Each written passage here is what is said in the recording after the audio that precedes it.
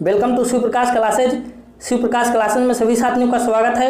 दोस्तों, आज साइंस का 20 MCQ क्वेश्चन सीरीज के विषय में डिस्कस करेंगे जो परीक्षा की दृष्टि से बहुत ही महत्वपूर्ण है। तो दोस्तों, वीडियो में अंत तक जुड़ना है ताकि पूरा क्वेश्चन का लाभ उठाएं। तो आज के सेशन का शुरुआत करते हैं। आपका पहला क्वेश्चन आपके स्क्रीन पर, पानी में डूबी हुई लकड़ी मुड़ी हुई दिखाई देती है, किस कारण से ऐसा प्रतिभासित होता है? आपका ऑप्शन ए है प्रकाश के विवर्तन के कारण, बी है प्रकाश के अपवर्तन के कारण, सी है प्रकाश के ध्रुवण के कारण, डी है प्रकाश के प्रवर्तन के कारण। तो आपका ऑप्शन सही हो जाएगा ऑप्शन बी, यानी प्रकाश के अपवर्तन के कारण पानी में डूबी हुई लकड़ी मुड़ी हुई दिखाई देती है।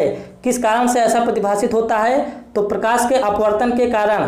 तो आज के सेशन का दूसरा क्वेश्चन आपके स्क्रीन पर, मृग मरीचिका बनाने वाली प्रघटना को क्या कहते हैं? आपका ऑप्शन ए है व्यतिकरण, बी है विवर्तन, सी है पूर्ण आंतरिक प्रवर्तन, डी है ध्रुवीकरण।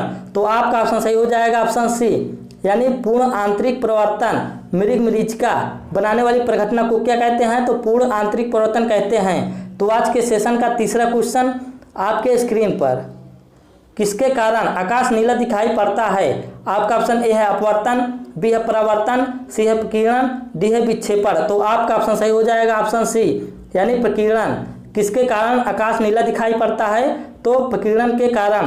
तो आज के सेशन का चौथा क्वेश्चन आपके स्क्रीन पर, सूर्योदय और सूर्यास्त के समय वायुमंडल में लालिमा किस कारण छा जाती है? आपका ऑप्शन ए है प्रकाश के अपवर्तन, बी है प्रकाश के परावर्तन, सी है प्रकाश के परिक्षेपण, डी है प्रकाश के प्रकीर्णन। तो आपका ऑप्शन सही हो जाएगा ऑप्शन डी, यानी प्रकाश के प्रकीर्णन। सूर्योदय और सूर्यास्त के समय वायुमंडल में लालिमा किस कारण छा जाती है? तो प्रकाश के प्रकीर्णन के कारण।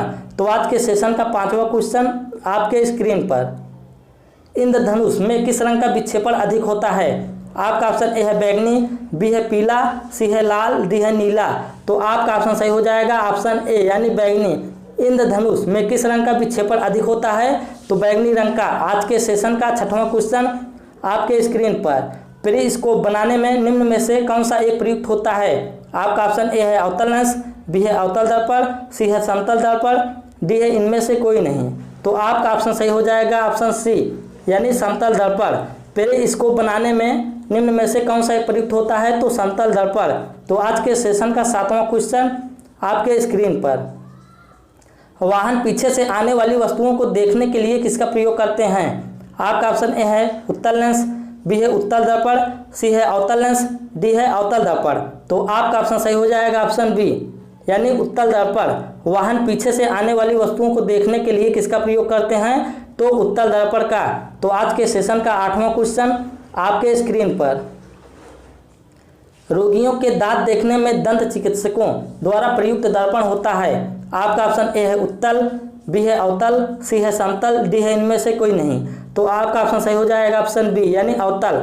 रोगियों को दांत देखने में दंत चिकित्सकों द्वारा प्रयुक्त दर्पण होता है तो अवतल दर्पण होता है। तो आज के सेशन का नौवां क्वेश्चन आपके स्क्रीन पर, किसी वस्तु का प्रतिबिंब मनुष्य की आंख में कहाँ बनता है? आपका ऑप्शन ए है कार्निया, बी है आइरिस, सी है रेटिना, डी है इनमें से कोई नहीं। तो आपका ऑप्शन सही हो जाएगा ऑप्शन सी, यानी रेटिना। किसी वस्तु का प्रतिबिंब मनुष्य की आंख में कहाँ बनता है? तो रेटिना पर बनता है। तो आज के सेशन का 10वां क्वेश्चन आपके स्क्रीन पर, रेटिना पर नेत्र द्वारा निर्मित प्रतिबिंब होता है। आपका ऑप्शन ए है वास्तविक उल्टा छोटा, बी है वास्तविक सीधा बड़ा, सी है वास्तविक सीधा छोटा, डी है अवास्तविक उल्टा छोटा। तो आपका ऑप्शन सही हो जाएगा ऑप्शन ए, यानी वास्तविक उल्टा छोटा। रेटिना पर नेत्र द्वारा निर्मित प्रतिबिंब होता है तो वास्तविक उल्टा छोटा। तो आज के सेशन का 11वां क्वेश्चन आपके स्क्रीन पर, एक वस्तु दो समानांतर समतल दर्पणों के बीच रखी जाती है तो बने प्रतिबिंब की संख्या है। आपका ऑप्शन ए है 4, बी है 1, सी है 2, डी है अनंत। तो आपका ऑप्शन सही हो जाएगा ऑप्शन डी, यानी अनंत। तो आज के सेशन का 12वां क्वेश्चन आपके स्क्रीन पर, एक दूसरे पर 120 डिग्री पर झुके दो दर्पणों द्वारा कुल कितनी छवियां बनेगी? आपका ऑप्शन ए है 4, बी है 3, सी है 2, डी है 1। तो आपका ऑप्शन सही हो जाएगा ऑप्शन सी, यानी 2। एक दूसरे पर 120 डिग्री पर झुके दो दर्पणों द्वारा कुल कितनी छवियां बनेगी? तो 2। आज के सेशन का 13वां क्वेश्चन आपके स्क्रीन पर, सूर्य द्वारा उत्सर्जित प्रकाश का रंग कैसा होता है? आपका ऑप्शन ए है सफ़ेद, बी है लाल, सी है पीला, डी है नारंगी। तो आपका ऑप्शन सही हो जाएगा ऑप्शन ए यानी सफ़ेद। सूर्य द्वारा उत्सर्जित प्रकाश का रंग कैसा होता है? तो सफ़ेद होता है। तो आज के सेशन का 14वां क्वेश्चन आपके स्क्रीन पर। प्रकाश का रंग निर्धारित होता है। आपका ऑप्शन ए है तरंग दैर्घ्य से, बी है आयाम से, सी है तीव्रता से, डी है वेग से। तो आपका ऑप्शन सही हो जाएगा ऑप्शन ए यानी तरंग दैर्घ्य से। प्रकाश का रंग निर्धारित होता है तो तरंग दैर्घ्य से। आज के सेशन का 15वां क्वेश्चन आपके स्क्रीन पर। डायोप्टर किसकी इकाई है? डायोप्टर किसकी इकाई है? आपका ऑप्शन ए है लेंस की क्षमता का, बी है लेंस की फोकस दूरी की, सी है प्रकाश की तीव्रता की, डी है ध्वनि की तीव्रता की। तो आपका ऑप्शन सही हो जाएगा ऑप्शन ए यानी लेंस की क्षमता की। डायोप्टर किसकी इकाई है? तो डायोप्टर लेंस की क्षमता की इकाई है। तो आज के सेशन का 16वां क्वेश्चन आपके स्क्रीन पर। एक उत्तल लेंस को जब पानी में डुबाया जाता है तो उसकी क्षमता, एक उत्तल लेंस को जब पानी में डुबाया जाता है तो उसकी क्षमता क्या होती है? आपका ऑप्शन ए है घट जाती है, बी है बढ़ जाती है, सी है अपवर्तित रहती है, डी है इनमें से कोई नहीं। तो आपका ऑप्शन सही हो जाएगा ऑप्शन ए यानी घट जाती है। एक उत्तल लेंस को जब पानी में डुबाया जाता है तो उसकी क्षमता क्या होती है? घट जाती है। तो आज के सेशन का 17वां क्वेश्चन आपके स्क्रीन पर।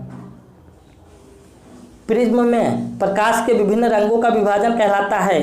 आपका ऑप्शन ए है प्रकाश का प्रवर्तन, बी है प्रकाश का अपवर्तन, सी है प्रकाश का विवर्तन, डी है प्रकाश का वर्ण विक्षेपण। तो आपका ऑप्शन सही हो जाएगा ऑप्शन डी यानी प्रकाश का वर्ण विक्षेपण। प्रिज्म में प्रकाश के रंग, प्रिज्म में प्रकाश के विभिन्न रंगों का विभाजन कहलाता है तो प्रकाश का वर्ण विक्षेपण। तो आज के सेशन का 18वां क्वेश्चन आपके स्क्रीन पर। श्वेत प्रकाश कितने रंगों के मेल से बना है? श्वेत प्रकाश कितने रंगों के मेल से बना है? आपका ऑप्शन ए है 5, बी है 7, सी है 4, डी है 3। तो आपका ऑप्शन सही हो जाएगा ऑप्शन बी यानी 7। श्वेत प्रकाश कितने रंगों के मेल से बना होता है? तो 7 रंगों के मेल से बना होता है। तो आज के सेशन का 19वां क्वेश्चन आपके स्क्रीन पर। श्वेत प्रकाश जब प्रिज्म से गुजरता है, श्वेत प्रकाश जब प्रिज्म से गुजरता है तो जो वर्ण सबसे अधिक विचलित होता है वह है। आपका ऑप्शन ए है लाल, बी है बैगनी, सी है पीला, डी है आसमानी। तो आपका ऑप्शन सही हो जाएगा ऑप्शन बी यानी बैगनी। श्वेत प्रकाश जब प्रिज्म से गुजरता है तो जो वर्ण सबसे अधिक विचलित होता है वह है बैगनी। तो आज के सेशन का 20वां और लास्ट क्वेश्चन आपके स्क्रीन पर। श्वेत प्रकाश का अपने विभिन्न रंगों में अलग होने की क्रिया को क्या कहते हैं? श्वेत प्रकाश का अपने विभिन्न रंगों में अलग होने की क्रिया को क्या कहते हैं? आपका ऑप्शन ए है प्रकीर्णन, बी है परिक्षेपण, सी है विवर्तन, डी है वर्ण विक्षेपण। तो आपका ऑप्शन सही हो जाएगा ऑप्शन डी यानी वर्ण विक्षेपण।